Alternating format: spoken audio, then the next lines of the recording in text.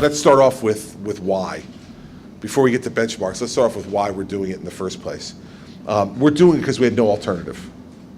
The alternative to not getting involved here would be to allow a dysfunctional city government to continue to run this city into the Atlantic Ocean, which was not an option as far as I was concerned.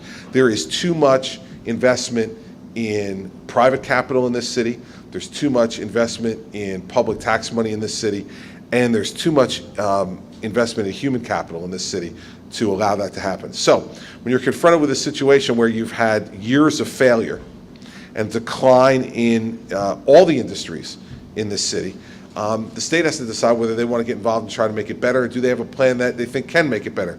We think we do. We think through the establishment of the tourism district that we're going to provide for this area, the area that we're standing right in, a greater degree of cleanliness and safety to attract people to come here. We believe through our commitment to the Casino Reinvestment Development Authority and bringing a professional in to run that organization, that they're going to be able to use the money that used to get distributed all throughout New Jersey to be done here to reinvest in Atlantic City. That's going to help to make the city better. We think through our streamlining of the regulation of the casino industry that we're going to make that industry both compliant still and more profitable. Dave Rebuck is here, who's running Division of Gaming Enforcement, who's on my staff in the governor's office, and I asked him to take on this job because I know him and I trust him and I know that he'll do it the right way. We believe through the new partnership we've set up with the casino industry and bringing a professional in to run that partnership to better market the city, not only inside the region but across the country, that we're going to be able to attract more people here. And we believe through the investment that we've made in Revel, that new resort will permit us to draw even more folks here who want to enjoy that, along with the other attractions that we have. And there's other issues that we're working on to bring other people here. Now, in terms of benchmarks, seems to me benchmark number one is for the perception of Atlantic City to be both cleaner and safer, first and foremost. Secondly, through our involvement with the city government, to make sure that people don't feel as if their tax money is being wasted, whether those taxes are being paid for by the casino industry or an individual homeowner who lives in Atlantic City. Third is to begin to see a greater ability to market the attractions of here in Atlantic City, and to do so in an aggressive way with more money both from the casino industry and from the government as well through the CRDA. Next, I think the next benchmark is to look at what we're accomplishing in terms of attracting new businesses here, and that'll be another way to look at it. Obviously, having Revel here is important, and I believe we're going to attract some other folks here as well, and that we'll have some announcements in the very near future. That'll be another benchmark to show that people are taking a second look at Atlantic City and are putting their money, where their interest is. So those are the initial benchmarks, Beth, that we'll look at to see, are we really having success or aren't we?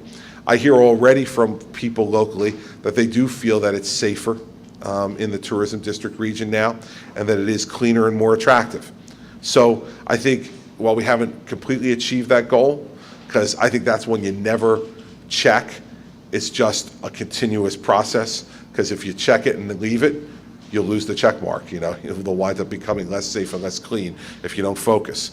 So that's going to be an ongoing focus. So I think those are the reasons why we got involved. Those are the initial benchmarks for how we're going to judge success or failure. In the end, the alternatives to this were to allow Atlantic City to crumble. I wasn't going to do that. And so, the hallmark of this administration is going to be when we have a choice between doing nothing and doing something, most times we're going to do something.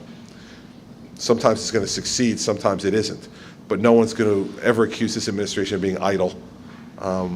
We got sent here to do a job, we're going to try to do it. I think given all the change that we brought through that legislation, not even quite a year ago, I'm fairly happy. How about that? Because I don't want the people down here to have them think I'm really happy, because that might let them get the foot off the accelerator a little.